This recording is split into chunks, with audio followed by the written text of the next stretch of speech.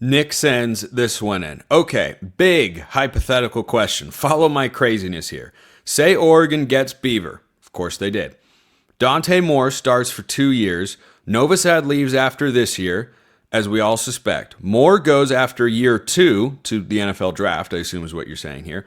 And Oregon doesn't get a transfer quarterback. Who that you project to be on the current roster at that time starts? Thank you, Spencer. So, what you'd be talking about here is 2027. That battle could be as big as a four-way, at least a two-way battle of guys that are currently on the roster. Probably three.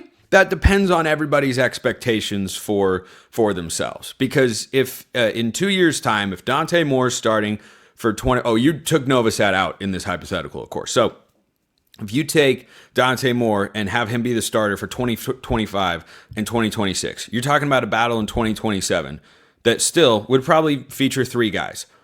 Achilles Smith Jr., Luke Moga, potentially, and Bryson Beaver. So Smith is a 25 recruit. He'll certainly redshirt this year. Moga, I believe, redshirted last year. If not, he would still be able to. So figure 5 years for him. He's a 2024 recruit. So that'd be his fourth year of college football. It would be Achilles Smith's third, and it would be Beaver's second. Now, at that point, experience can certainly factor into a starting quarterback battle for a way to separate from everybody else you're going up against. I don't know if, Moga would be willing to sit that long, but maybe he would. You look at a guy, think about this, and, I know that there are some people out there that feel, missing rider lines is not a big deal. It's 2028. This is all way in advance and whatnot. Alabama is the perfect example of why this stuff absolutely, positively matters and is good to think about. Ty Simpson is going to be Alabama's starting quarterback in all likelihood this year. At least that's what Luke Robinson of Locked On Crimson Tide tells me. Ty Simpson is a former either highly 4 or 5-star recruit. I want to check that real quick because, he was a 5-star recruit in the class of 2022. Okay, he was a top 4 quarterback nationally, 2022. This is not a transfer who's bounced around like Justin Fields or Joe Burrow. This is a guy who was recruited by Alabama and has been sitting and waiting, and now going into his 4th season, which would be Luke Moga's season, redshirt junior season, 2027. Going into that year, Ty Simpson is finally expected to be the starter. He had played, I think, a couple times last year. Simpson had at Alabama, and by 27, I'm sure Moga will have seen the field. I mean, as I talked about yesterday, I hope he gets rushing touchdowns this year. Like, fingers crossed, that'd be really cool. But the idea that guys don't stick around just because they're a highly rated recruit, I think it goes against conventional wisdom, sure. Or even just in general. I think there's a narrative, guys don't stick around. Well, they won't stick.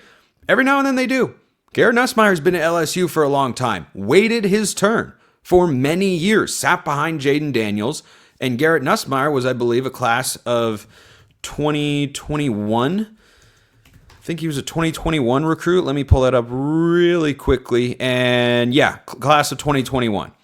And he didn't start until 2024. So with quarterbacks and offensive linemen, I think but especially with quarterbacks, there's a more widely understood expectation of development that just coming in and starting right away isn't really easy. So so that really comes down to, could Beaver shine and outperform both Moga and Achilles Smith Jr., and presuming there's no transfer that's taken at any point in time?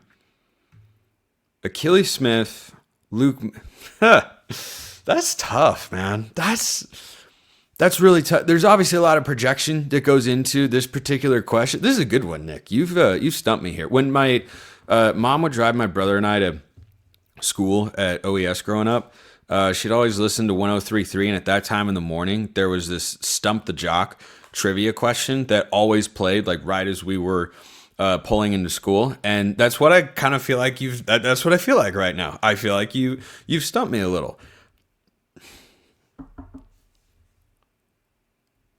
I think that Moga has such high level traits, but so does Smith. Like, they both need a little bit of refinement. I would toss a coin between those two, but if I had to pick, just because of the experience and the elite running ability, I'll go with Luke Moga. I don't feel like I've seen enough from either one of them, Moga and Achilles Smith Jr., that is, to know which one I feel like has the greater long-term projection. Because what I saw from Achilles Smith in the spring game, which is all we've seen so far at the college level, I was really impressed. Pocket presence, mobility, he looked like he just had such a great feel. He looked like his dad played quarterback. I'm just going to throw that one out there.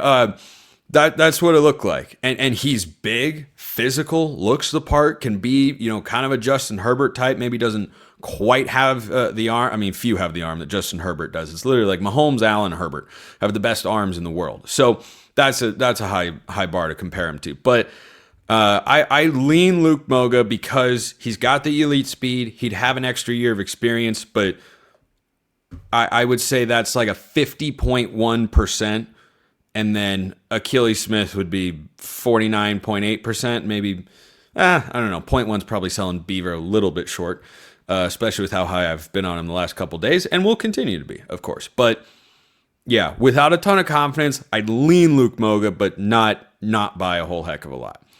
Zaheem sends this one in for Spencer's scale of agreement. Jalil Florence and Ife Obadegwu will be Oregon's starting outside corners. That's who I currently think will be the starting corners. Both will be Big Ten honorable mention or better and have 3 or more interceptions each. This is a repost. I feel very strongly about this one, so I had to give it another go. Apologies for that. Submitting them questions or Spencer scale of agreement takes via Twitter is more reliable. YouTube comments can be tough to manage sometimes. And don't always show it. Like, they can just be weird. It's not like you can't submit questions. I'm just saying, if you want to be 100% certain you get a question for me to talk about on the show, submit it via Twitter or become an insider. So, if you just submitted the first part, that it'll be Jalil and Iffy, I'd put it at a 9.5. The rest of it, though, definitely brings it down. But I like both of these guys. I mean, Iffy looks the part. I've heard buzz about him going back to March, in spring ball, and I know what Jalil Florence can be. If he's fully healthy, this will be his 3rd full year of college football. And, he'll know the defensive system, of course, really well. And he looked healthy in the spring game. He did have a red, non-contact jersey on, but I think he's expected to be at 100%. That, frankly, would be my biggest reservation. I mean, Ife Obadegwu was one of the prize recruits of the class of 2024. And that's a guy who can definitely be one of the better corners we've seen from Oregon in the last couple of years. So 3 or more interceptions each, that's frankly my biggest reservation about this particular take. So I'm going to put this at a 6 because I like everything. Big Ten honorable mention or better, absolutely possible. I think at least one of them will get there. 3 or more interceptions each, that's tough. That is definitely tough, especially when you're going against a lot. Well, there'll be plenty of passing teams. USC and Indiana will throw the ball a lot. Washington will be balanced. Iowa will run it a ton. Penn State will be run centric, but not necessarily run dominant. With Drew Aller back there at quarterback, so there will be some opportunities for interceptions to be sure. But it's not like you're going against Washington State under the late Mike Leach, RIP, and you figure there are going to be 2 interceptions that your secondary is just going to get because, well, they're throwing the ball 60 plus times a game, but they're okay with that. So, yeah, I like that one. I like that one a lot. If you took out that 3+ interceptions, I'd probably be at an 8, but you put it in there, so 3+ each, that would be awesome. I'll give that a 6.